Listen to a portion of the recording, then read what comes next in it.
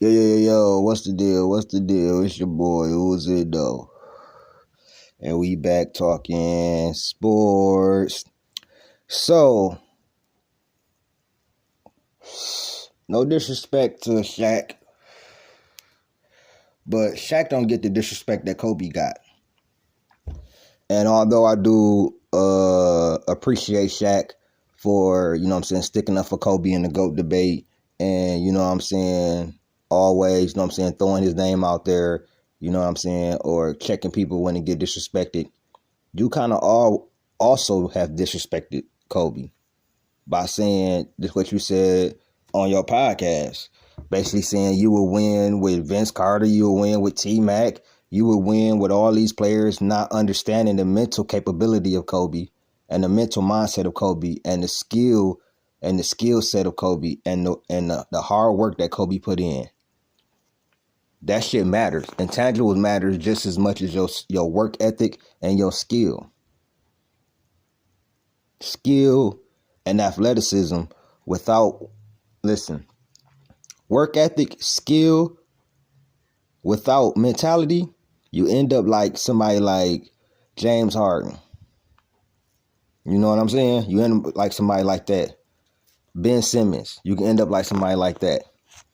So, when I talk about the playoffs and everything like that, people, they want to try to just dismiss that, although the Western Conference was really the gauntlet and the Eastern Conference was a cakewalk for the Lakers. I will be real. Outside of the 04 finals, it was a cakewalk. I'm just being real because the toughest matchups was in the Western Conference. So, right here, we have Shaq's matchups for the finals. The big man matchups he has and what they averaged. We're going to go from the best to the worst. The best, you could say Dikembe Mutombo. But honestly, Dikembe Mutombo wasn't. Rick Smits was a better offensive player than Dikembe Mutombo. You know what I'm saying? Rick Smits could actually gave Shaq a little issue because he could step out and shoot the ball.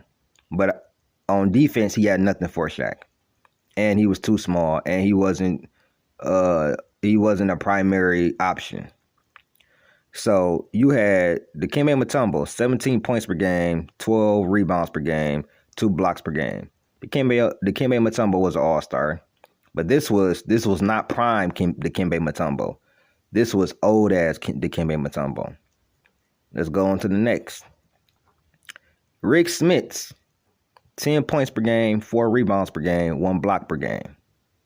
This is who Shaq was going up against in the finals. That he was averaging 35, 36. He was supposed to. He wasn't going up against no top center. Not one.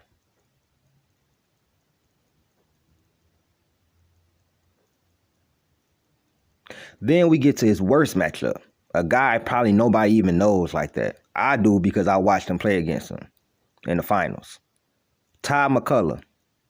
7 points per game, 5 rebounds per game, 1 block per game. Come on, man. This was Shaq's matchups. BBQ chicken. Let's be honest.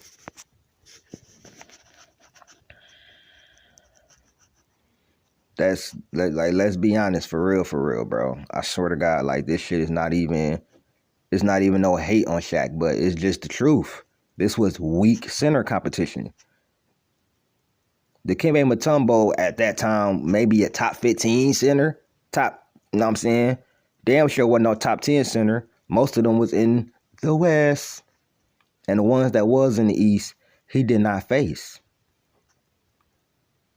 So let's just keep it a beam. When we talk about Kobe's matchups, y'all always like to say something to ding him or to bring him down. Well, I'm just keeping it real with Shaq. Shaq was dominant. Shaq deserved those finals MVPs. But let's be real about who he was going against. Kobe had the harder matchups at his position. AI. That's one. Reggie Miller, who was also an all-star. He guarded him. You know what I'm saying? Jason Kidd. Come on. They had Kerry Kittles on that team too, and Richard Jefferson.